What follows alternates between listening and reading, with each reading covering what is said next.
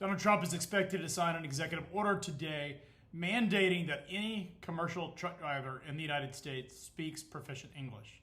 This is really about two things. One is safety, and the other is the massive amount of capacity that's been added to the industry, largely from non-resident workers in the United States. So let's talk about the safety element.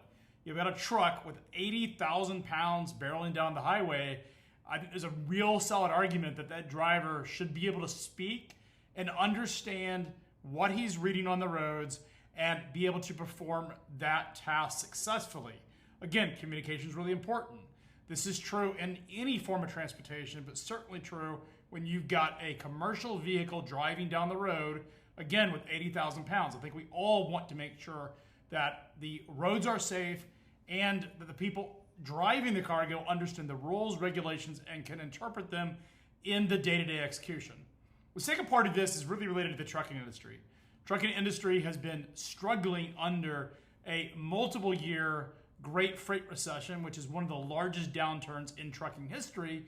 And a large percent of the trucking population has been includes folks that do not speak English. And a lot of these folks are over here making an honest living, trying to keep the freight moving.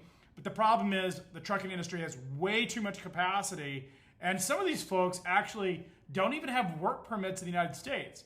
This is a way to actually enforce that. It will do two things.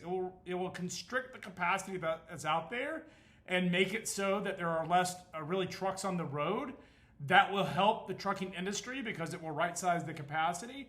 And the second thing it will do is make sure, or at least strongly put a framework in place that restricts the trucking driver population to folks that actually have visas here to work in the United States.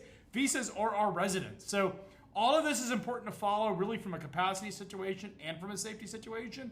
And I think the trucking industry is largely going to applaud this because it does take excess capacity out of the market, at the same time does enforce safety. So it's something to watch over the next couple of months. We'll see how this impacts capacity. Right now, I think it's a positive development for the trucking industry, and one that for the most part, the industry, particularly the truck drivers, will applaud.